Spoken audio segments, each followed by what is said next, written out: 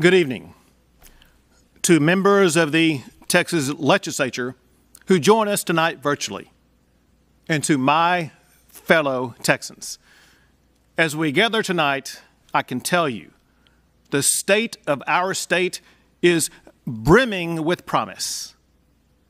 That promise is seen in places like where I am tonight, Lockhart, Texas, home of great barbecue, and the location of Visionary Fiber Technologies. The folks at Visionary Fiber, they use cutting-edge technology to provide innovative products that are transforming our future.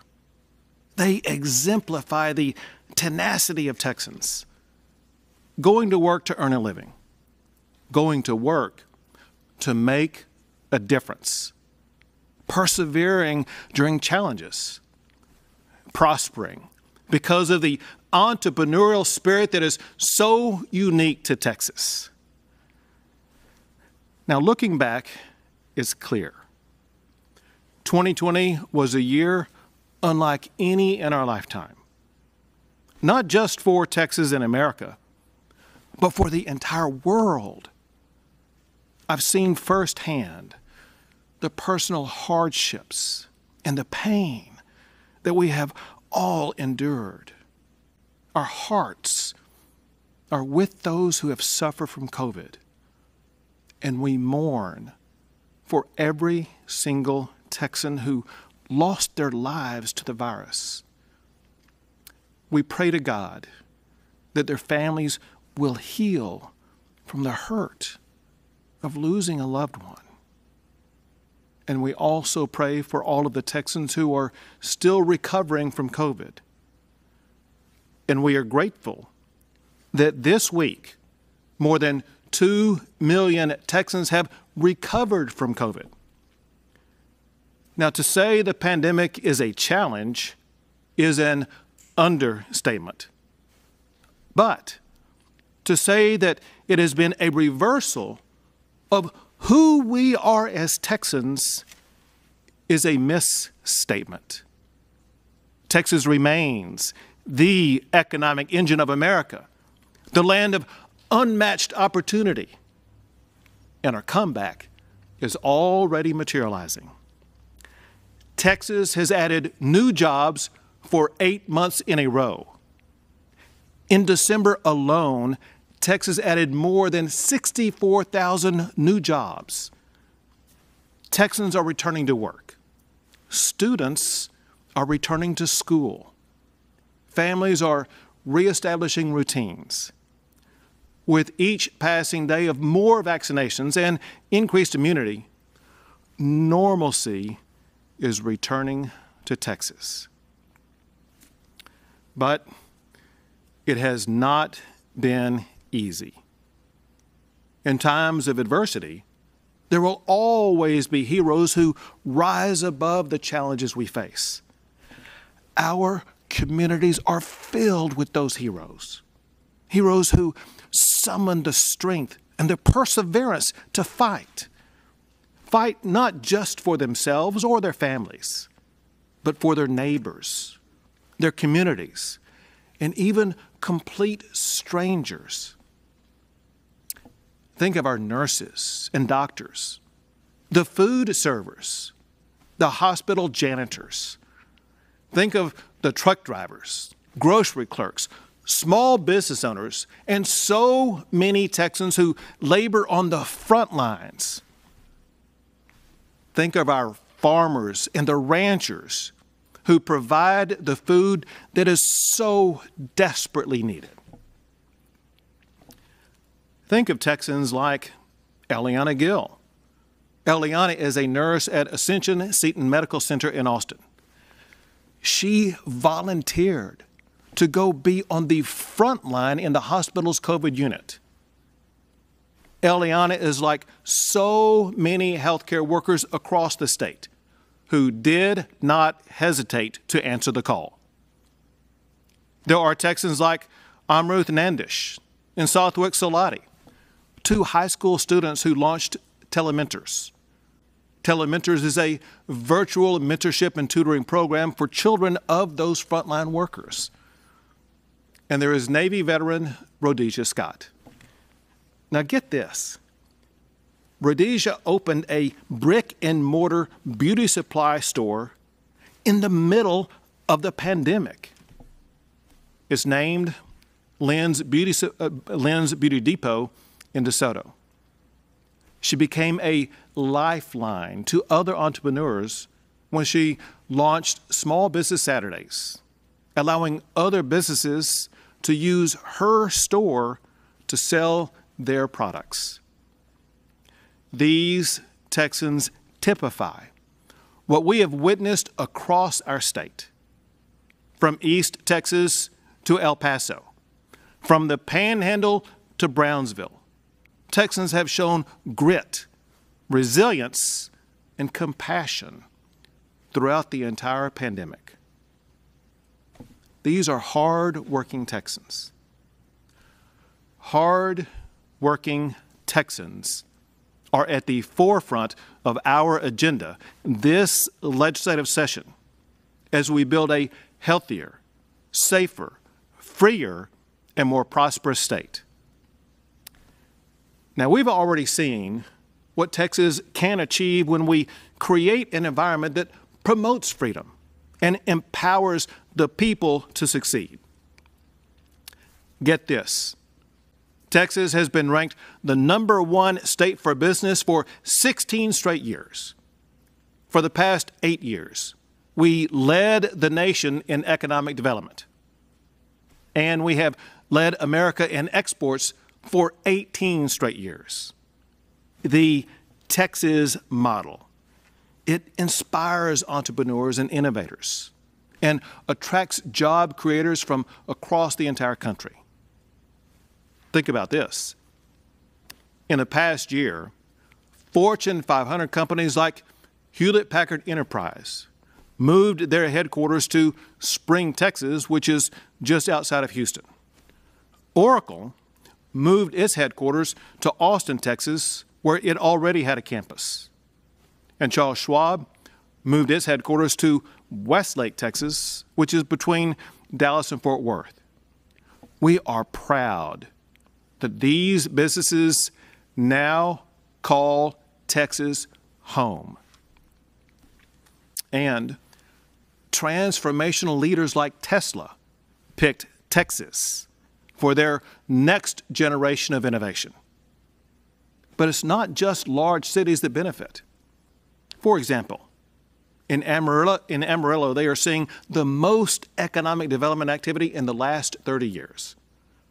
The same can be said for communities across the state. Most importantly, though, the cornerstone of our economic success is the small businesses in every community across Texas. 9 out of 10 businesses in Texas are small, and they employ nearly half of all working Texans.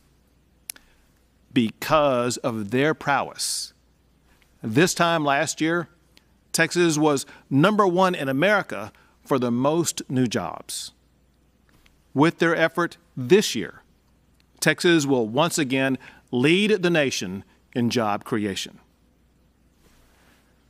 Success like this has been fostered by the Texas legislature and by leaders like my dear friends, Lieutenant Governor Patrick and Speaker Phelan. Now, other states like California and New York, they use heavy-handed government tactics that drive away businesses. The Texas legislature, on the other hand, has built a framework that helps small businesses thrive. But as Senator Taylor and Representative Huberty know, to stay on top, to sustain this growth, we must continue to invest in our future. And that is exactly what we did last session when we passed sweeping reforms to our school finance system and made major investments in our students and our teachers. And we are already seeing the results of that work with teachers across Texas earning meaningful pay raises. I'm proud to say that last year, teachers who had worked up to 5 years received an average raise of $3,800. Teachers with more than 5 years' experience saw their pay increase by an average of $5,200. And we are also closing the digital divide for Texas students. The state partnered with school districts to provide internet connectivity and e-learning devices for schools and for students. Investments like these are a victory for teachers, for students, and for parents as we provide our children with a quality education regardless of their zip code.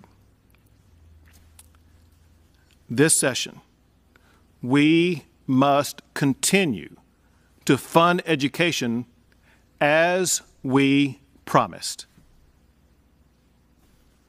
Also, if we expect the next generation of Texans to keep Texas the best state in the nation, we must teach them why we are so exceptional.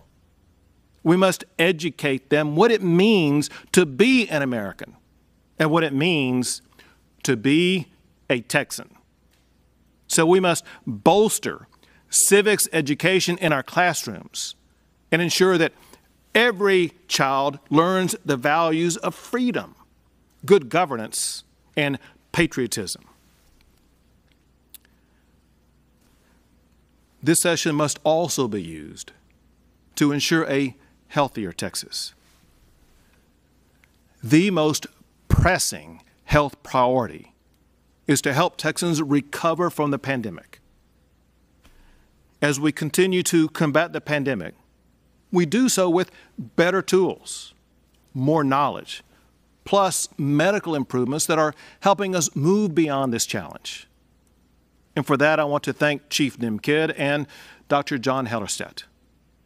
With their guidance, we set up medical centers where Texans can get the new antibody therapeutic medicine.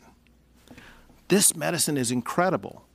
It helps people who get COVID heal quicker, and it keeps them out of hospitals. To defeat this pandemic, we are accelerating the vaccine process. Texas was the first state to vaccinate more than 1 million residents. And just 2 weeks later, we exceeded 2 million vaccinations. That number will increase even faster in the coming weeks as additional vaccines are approved. We will continue expanding vaccinations across Texas until every Texan who wants one will be able to get one. But if we are going to fully address COVID-related health issues, we must also focus on the mental health challenges that Texans are facing. During the pandemic, we created a 24/7 mental health support line. We provided crisis counseling, and we established virtual access for behavioral services. They were funded by the almost $8 billion that the legislature devoted to mental health last session. I will work with the legislature this session to ensure that Texas continues to address these challenges. One healthcare tool that proved very helpful during the pandemic was the use of telemedicine. It's convenient. It's convenient for both the patient and the doctor. We should seize the opportunity this session to permanently expand telemedicine so that every Texan in every region of the state can benefit from it. From medicine to education to business, broadband access is not a luxury. It is an essential tool that must be available for all Texans. That is why I am making the expansion of broadband access an emergency item this session. Now, looking beyond just COVID, there is more that we can do this session to ensure that all Texans have better access to health care. that includes ensuring that Texans with pre-existing conditions have access to health care coverage without being forced into the Affordable Care Act. A healthier Texas, it goes hand in hand with a safer Texas. Texas has always been a law and order state, and we are going to stay that way. We're not going to let cities in Texas follow the lead of cities like Portland and Seattle and Minneapolis by defunding the police. That's crazy. We will support our law enforcement officers, not demonize and defund them. Defunding law enforcement invites crime and chaos into communities.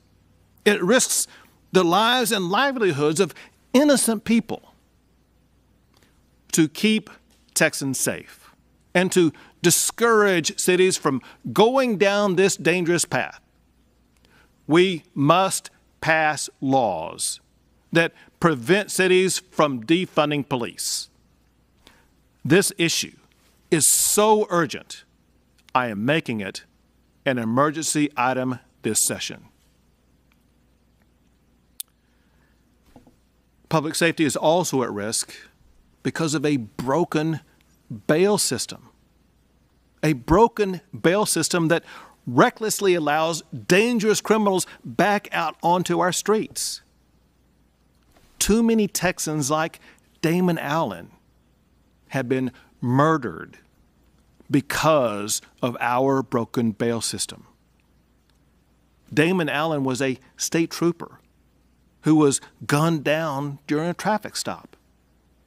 His killer was out on a $15,000 bond despite having previously been convicted of assaulting a sheriff's deputy and having been arrested on charges of evading arrest and aggravated assault on a public servant. He shot and killed Trooper Damon Allen in the line of duty. Damon Allen's wife, Casey, was robbed of her husband. Their children robbed of their father.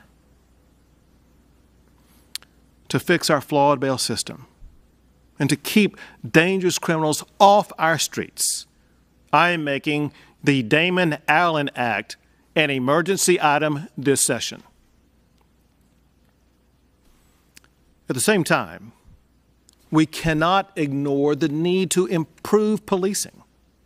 It helps our law enforcement officers do a better job. It makes our communities safer. This session, we must provide law enforcement with the tools and the training they need to ensure the safety that their communities deserve. Public safety also extends to our border. Because of the federal government's open border policies, Texas must work to fortify our efforts to secure our border. We already have planes in the air, boots on the ground, boats on the water, and cruisers on the roads. We must expand our efforts to crack down on human trafficking and to put an end to drug smuggling in Texas. We also have a duty this session to keep Texas the freedom capital of America. Whether you're a newcomer to our state or your family has been here for generations, we all unite around the ideals of freedom and personal liberty. But freedom is fragile. If left undefended, we risk losing our freedoms one by one. Freedom of religion is enshrined in the First Amendment to the United States Constitution. And yet, some government officials across the country shut down churches during the pandemic. Even in Texas, some local officials tried closing churches. That is wrong. We must ensure that freedom to worship is forever safeguarded. I want a law this session that prevents any government entity from shutting down religious activities in Texas. But let's face it, it's not just First Amendment freedoms that have been threatened. Second Amendment rights are also under attack. Politicians from the federal level to the local level have shouted, "Heck yes, the government is coming to get your guns." We won't let that happen in Texas. Last session, I signed 10 laws to protect gun rights in Texas. This session, we need to erect a complete barrier against any government official anywhere from treading on gun rights in Texas.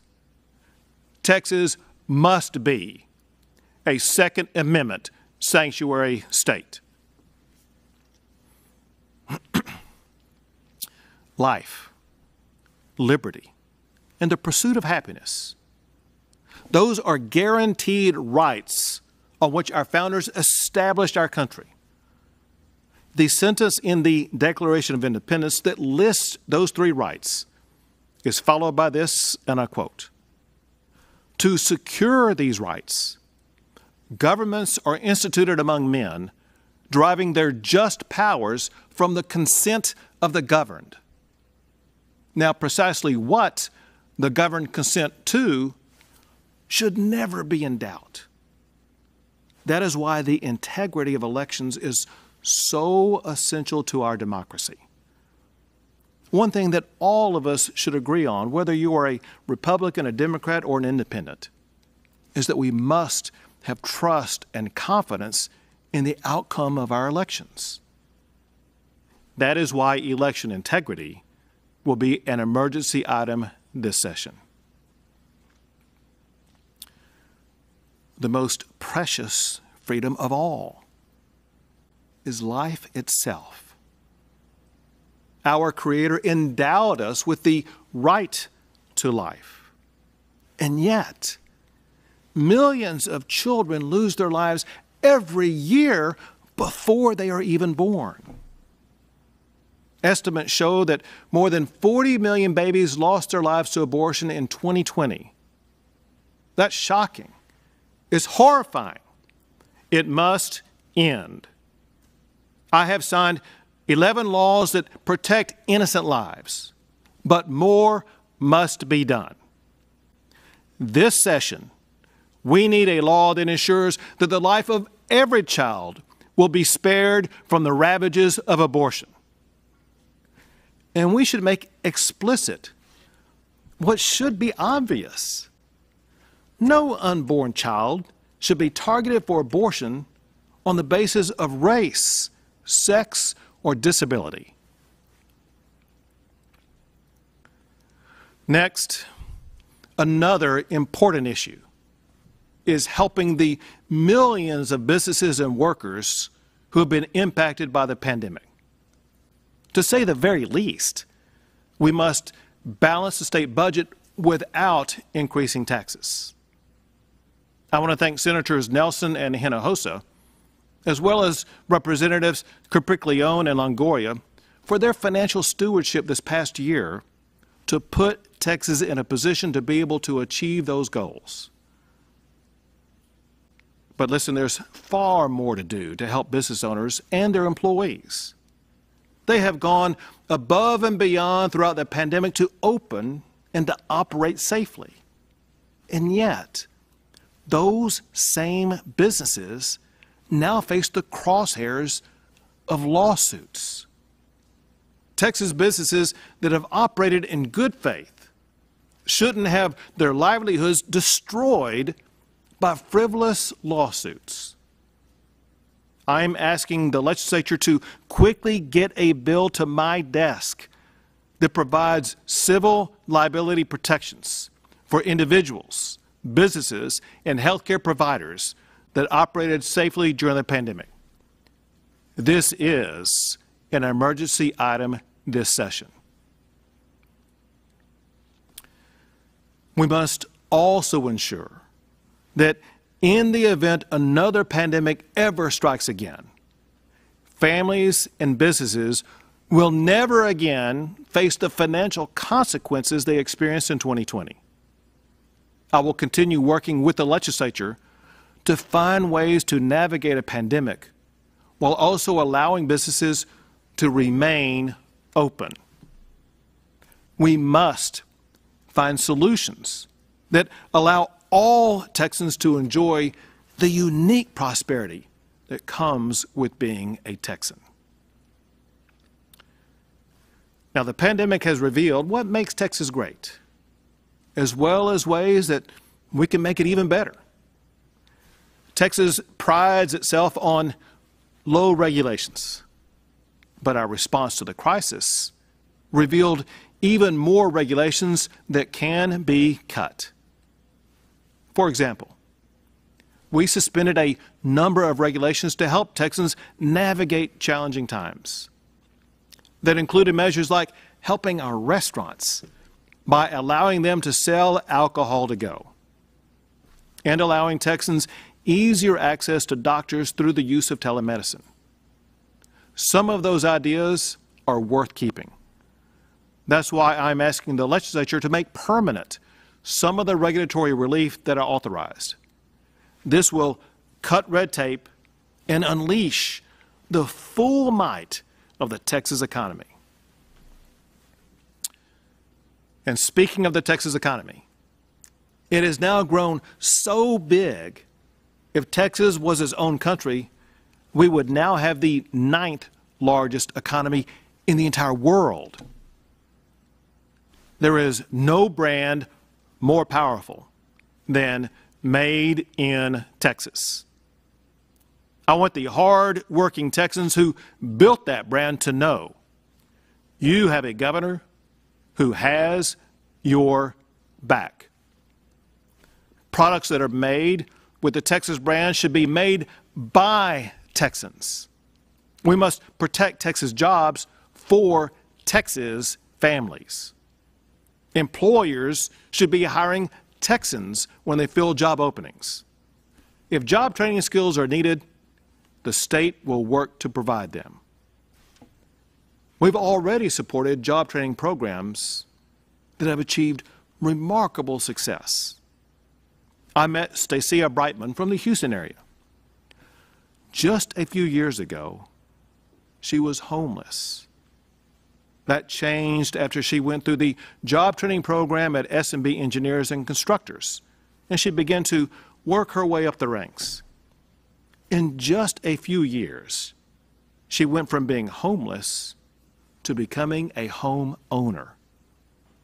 And when she told me how much she is making, I let her know she's now earning more than the governor of Texas. Opportunity. Opportunity is what Texas is all about. Now, there's no doubt that we faced some hard times this past year, but as Texans, we never shy away from challenges. Instead, we embrace them.